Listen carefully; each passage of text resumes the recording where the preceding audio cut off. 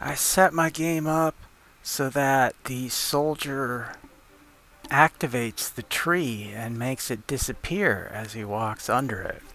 And then when he walks away from the tree, it will reappear. And I set that up for all 4 trees. And if you want to see exactly how that works, here's the script for it. It was only 60 lines long, not too bad. It's got 4 variables: a vector3 top size, game object top, an int soldiers under tree, and a sphere collider radius. So what I wound up doing for all of these trees is adding a sphere collider, which is actually on the ground. We don't need to detect everything on the tree. We just need to detect what's going on the ground. And in the start method is where most of what happens. This right here, this temporary position, is actually kind of a vector 2 that I'm just using to get what the position of the tree is, because I'm setting it to the terrain height. Like, I'm going to have to set these trees in manually. They're not just going to automatically pop in. And I might not get the height right, but these 2 lines of code just automatically set it. Then the next thing we need is we need the top of the tree object. Every tree has a trunk and a top. And so the way that works is top equals transform.getChild1, which would be the second one since it's 0 then 1, and then .gameObject. Then top size, which is a vector 3, equals top.getComponent renderer. There's a mesh renderer on every tree, and it gets the bounds and size.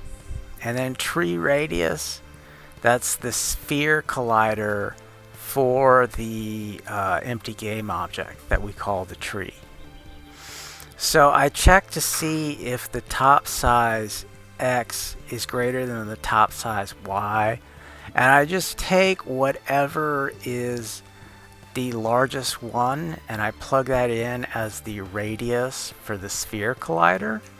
But I have to divide it by 2 because a sphere collider is like a radius, and this variable right here is a diameter.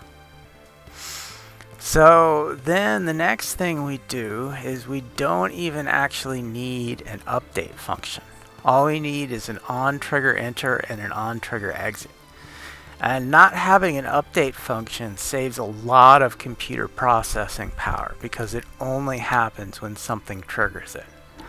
I had to put a capsule collider and a rigid body on the soldier.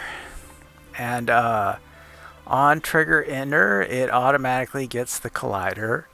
Then it checks to see if that's tagged as soldier, which I did tag the soldier. And then I say soldiers under tree plus equals 1. And we go to the chop thing that sets the top active to false, so it disappears. Now the reason why I have it in int right here is I might have like 5 soldiers walk under a tree at the same time. And I don't want the top of the tree to come back until all of the soldiers have left that area. And so on the onTriggerExit, it checks for the same tag. Then it does soldiers under tree minus equals 1. And only if the number of soldiers under tree equals 0 does it do restore, which brings back the top of the tree. And that's it. It took a while to figure out, but it's actually a pretty simple code. Thank you for watching another episode of SS Street Fighter.